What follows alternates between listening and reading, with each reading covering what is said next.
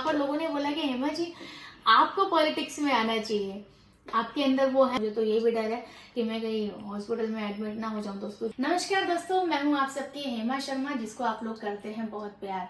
तो दोस्तों आप सभी का स्वागत है आप सभी के यूट्यूब चैनल पे, जिसका नाम है हेमा की कहानी। तो दोस्तों मैं ये वीडियो बना रही हूँ अपने ऑफिस से, और जैसे मैंने एक दो वीडियो में बताया कि तबीयत मेरी थोड़ी सी ठीक नहीं है। मेरी आज सुबह भी तबीयत ठीक नहीं थी, तो मैं सबसे पहले डॉक्टर के पास गई। मैं जब सुबह उठी तो मुझे फील हुआ कि मेरा फेस जो है ना थोड़ा सा पफी जैसा, मतलब स्वेलिंग जैसा मुझे लग रहा है। और मैंने जो लास्ट वीडियो में जिक्र किया था कि मुझे ये बहुत ज्यादा हैवी फील हो रहा है, तो मैं गई तो उन्होंने बोला कि हाँ थोड़ा सा स्वेलिंग है फेस पे, मे बी मैं प्रॉपरली सो नहीं पा रही हूँ या स्ट्रेस है, या एक चीज और उन्होंने बोली कि वो वाटर टेटेशन समथिंग कुछ। दोस्तों डॉक्टर की लैंग्वेज वही जाने कि पानी कुछ ऐसा। तो एनीवेज मुद्दा ये है कि मुझे थोड़ी स्वेलिंग जैसी लगी, तो आई जस्ट हैड, उन्होंने जो मेडिसिन दी मैंने अभी ली। और ये तो दोस्तों देखो, ये तो मेरा एक प्राउड वाली बात है, सामने खड़े होना, ये मेरे गोल्डन बटन। तो मैंने सोचा चलिए थोड़ी सी अपडेट दे देती हूँ। और ये बात और दोस्तों कि आज मैं आप लोगों को मेरे फेसबुक जो सुबह सुबह मैंने देखा, और देखने के बाद मुझे मेरे ऊपर प्राउड फील हुआ। जैसे कि आजकल दोस्तों जमाना है रिव्यू का, हर कोई इंसान रिव्यू चाहता है। चाहे आप होटल में जाएं, मतलब होटल इन द सेंस कि बड़े होटल्स में जाएं, तो वहां पे भी जो सिक्योरिटी गार्ड होते हैं, जो गार्ड्स होते हैं आजकल, वो भी अपने नाम से रिव्यू मांगते हैं कि प्लीज आप एक अच्छा सा रिव्यू दे देना। डिलीवरी बॉय प्लीज आप रिव्यू दे देना। ड्राइवर जो होते हैं वो भी रिव्यू दे देना। तो रिव्यू से बात आई कि दोस्तों आज ऐसे रेंडमली मेरा जो फेसबुक पेज है वहां मैं गई, और वहां जाके मैं जब रिव्यूज पे गई तो वहां जाके मैंने देखा कि 5 में से दोस्तों मुझे मिले 10 स्टार रिव्यू, मतलब तो आउट ऑफ 5 आई गॉट 10। तो मेरे लिए बहुत कमाल की बात थी। और मैंने फिर जब एक एक कमेंट भी पढ़े तो भी इतना अच्छा लिखा हुआ था। तो जैसे कि रिव्यू का जमाना है, तो दोस्तों आपकी हेमा को तो इतने अच्छे रिव्यू मिल रहे हैं। और अभी तो मैंने जस्ट स्टार्ट ही किया है अपना काम, अपना कर्म, वो भी अकेले। मेरी कोई टीम नहीं है, मेरा कोई बहुत बड़ा ब्रांच नहीं है, मेरा बहुत बड़ा कोई किसी मेरी कंपनी के नाम पे रिव्यू नहीं मिल रहे हैं। तो आपकी हेमा के नाम पे मेरे काम को लेकर लोग इतने अच्छे रिव्यू दे रहे हैं, तो बड़ी मैं खुश हुई। साथ ही साथ जैसे रिव्यू की अगर बात करूं तो इंस्टा पे रिव्यू क्या है कि आपको कमेंट आते हैं, तो कमेंट्स सेक्शन में जो देकर लिखा होता है इंस्टाग्राम का वो रिव्यू है। यूट्यूब की अगर बात करूं तो जो मुझे इतने अच्छे अच्छे कमेंट्स आते हैं वो रिव्यू है।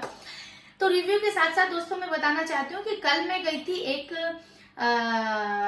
हमारे बीजेपी पार्टी की तरफ से मुझे कल इनवाइट किया गया था कि हेमा जी प्लीज आप आइए। जो हमारे मुंबई के मेरे अंधेरी इलाके से जो कैंडिडेट हैं जिनको खड़ा किया गया है, रविंदर वायकेकर जी को जो है, कल उनकी सभा के लिए मुझे पर्सनल इनविटेशन आया था। तो मैं वहां गई, और वहां जाके बस मैं गई थी, मेरा इंटेंशन जो था कि चलो हेमा देखते हैं कि ये जो हमारे नेता हैं ये किस तरीके से भाषण देते हैं, या क्या माहौल होता है, या कौन कौन आता है, किस तरीके से पब्लिक का जो है हिसाब किताब रहता है। तो मैं वहां गई, और वहां जाके जब मैंने देखा तो एक चीज महसूस की गई कि यंग जनरेशन जो है वहां से गायब थी। सब बुजुर्ग लोग ज्यादा थे, जो हमारे सीनियर सिटीजन्स हैं वो लोग ज्यादा थे, और हमारे मेरे इलाके के एमएलए साहब थे। तो उनकी बातचीत मुझे बड़ी अच्छी लगी। थोड़ी सी आप सुनिए उन्होंने क्या क्या बोल रहे थे मोदी जी के बारे में।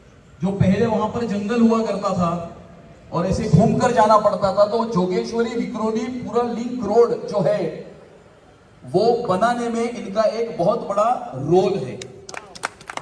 ऐसे एक्सपीरियंस जिन्हें है लेजिस्लेटिव काम का, जमीन के ऊपर काम का, बीएससी ग्रेजुएट है, ऐसे पढ़े लिखे उम्मीदवार, प्रगति नहीं कहूंगा मैं, उसे क्रांति कहूंगा। कि इसके पहले गरीबी हटाओ का नारा सिर्फ दिया जाता था। हमारे देश में 140 करोड़ लोगों में से 25 करोड़ लोगों को पिछले देखा किस तरीके से वो भाषण दे रहे थे। मैं फर्स्ट रो में बैठी थी, और सिचुएशन ये थी कि कल मेरी केयर टेकर, मेरे बच्चे की जो केयर टेकर है कांच की, वो भी नहीं आई थी। तो मैं फर्स्ट रो में बैठी थी, तो इतनी डिफिकल्ट सिचुएशन थी मेरे लिए कि मैं उठ भी नहीं पा रही थी, क्योंकि डर लग रहा था कि अगर मैं उठ के जाऊं तो उनको ये फील ना हो कि भाई मेरा भाषण इतना मतलब अजीब सा है क्या, कि मैडम जा रही हैं फ्रंट रो से उठ के। बट कल यश ने बड़े अच्छे से मैनेज किया और कल बहुत सारी चीजें मैंने सीखी और मुझे वहां पर लोगों ने बोला कि हेमा जी आपको पॉलिटिक्स में आना चाहिए, आपके अंदर वो है, सारी काबिलियत है कि आप जनता की सेवा कर सकते हैं, वैसे भी आप जनता की सेवा कर रही हैं। तो मैंने विचार किया थोड़ा सा, मैंने बोला देखिए अभी तो नहीं है फिलहाल प्लानिंग, अभी तो पहले हम सेवा कर लेते हैं, आगे अगर किस्मत में हुआ, जैसे ये मेरी किस्मत में है सेवा करना, ये कोई मेरी प्लानिंग का हिस्सा नहीं है, तो अगर आगे किस्मत में रहा तो डेफिनेटली हम लीडर भी बनेंगे और जनता ही हमें बनाएगी। अभी अक्सर आते रहते हैं कि आपके जैसे हमारी सीएम होनी चाहिए, आपके जैसे प्राइम मिनिस्टर होने चाहिए, आपके जैसे लीडर की जरूरत है, आप जैसे एक लेडी लीडर हो, तो ये सब मैसेज आते रहते हैं दोस्तों। तो मैंने उनको बोला देखते हैं आगे, तो बोले आप खड़े होइए, हम आपको सपोर्ट करेंगे। तो मैं एक्सपीरियंस के लिए दोस्तों वहां गई थी और मैंने डेफिनेटली एक्सपीरियंस लिया फ्यूचर के लिए, जैसे मैं हर चीज के नॉलेज लेना मुझे अच्छा लगता है। तो ये थी बात और मैं बहुत खुश हूँ मेरे फेसबुक पेज से रिव्यू लेकर, इतने अच्छे रिव्यू पाकर, और इससे मैं मोटिवेट भी हो रही हूँ, वो बात अलग है। तबीयत ठीक नहीं है, मुझे तो ये भी डर है कि मैं कहीं हॉस्पिटल में एडमिट ना हो जाऊँ दोस्तों, जो यहाँ पे मेरे माइंड में जो सिग्नल आ रहे हैं। तो मेडिसिन खाई हूँ अभी और फिर थोड़ा सा कॉफ़ी भी ली मैंने, आते ही लड़के को बोला भाई कॉफ़ी दे दो। तो दोस्तों आपकी हिम्मा जो है तबीयत खराब है या जिंदगी के हालात कैसे भी क्यों ना हो, पर मैं रुकती नहीं हूँ, मुझे काम करना है, मुझे कामयाब होना है। और ये जो ऊपर वाले ने जो जिम्मेदारी दी है, अभी तो बस शुरुआत है। अगर इतने से मेरे सहयोग से या सेवा करने से लोग इतने खुश हैं तो दोस्तों मेरा विजन तो बहुत बड़ा है।